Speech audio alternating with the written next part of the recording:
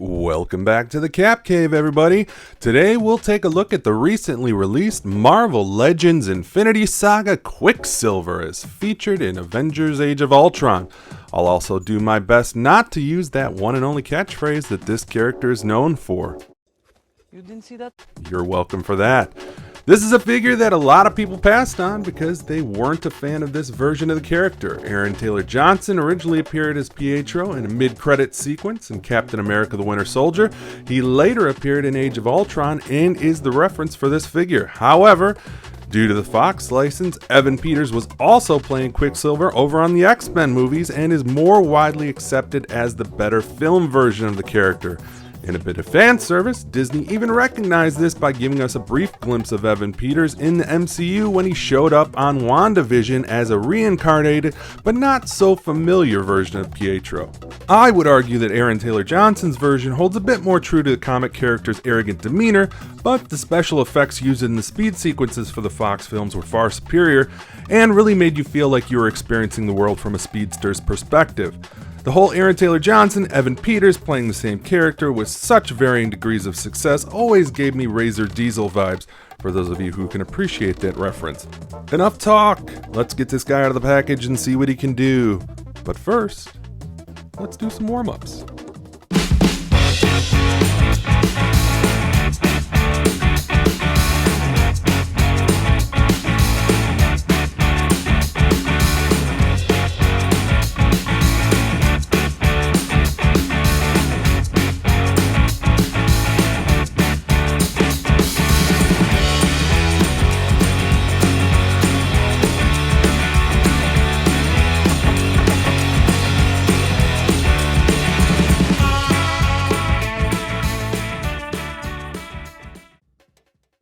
Out of the box, I must say I'm happier than I expected to be. This guy poses really well. He actually gives me some Spider-Man vibes in terms of the poses you can get him in. Accessory-wise, in addition to his two-fisted hands, you get these extra set of hands. Look like they're running, pointing, whatever he's doing with these fingers. The only other pack-in accessories with this figure come in the form of these Ultron Sentry battle damage parts. 3 parts total. You get, it looks like a chest piece here. You can see that cool spinal column sticking out. Really nice detail work on them. A little bit of paint apps to them. You can see it looks like it's got pieces of metal sticking out. So these truly do look like they are a battle damage sub-Ultron unit from the Battle of Sokovia. So I kind of wish they would have given us a full Ultron Sentry to go along with Pietro. Maybe a 2-pack in that regard, in addition to these extra pieces. But hey, it is what it is. You also get a hand here, which looks pretty cool. Check out those gnarled up fingers. Again, really nice detail work. Decent paint job on them.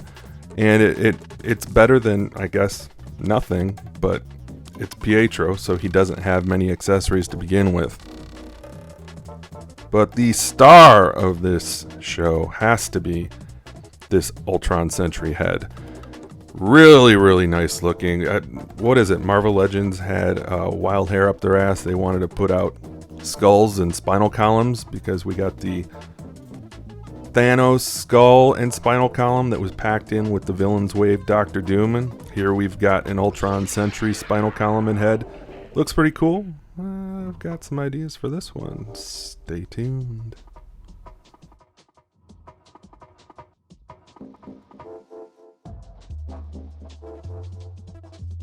Moving on to the figure itself, the head sculpt is a serviceable rendition of Aaron Taylor Johnson depending on the angle that you're looking at. Stubble is not too bad, but I don't know what's going on with this hair. This paint app is just not that good. Depending on the lighting in your setup, this will look really good or really bad. You can see he's got a dumbbell joint in his neck, which allows for a good range of motion from that head. Love seeing that. Definitely allows for some more dynamic poses and some realistic head poses. The head looks up that far and it looks down that far. He does have double pinless elbows. He also has double pinless knees. He crunches back that far and forward that far. You can see he can also do the splits. And one thing to point out is those double jointed elbows, you can see that there are some separation coming in that bicep cut. So be careful when you're trying to get him into poses.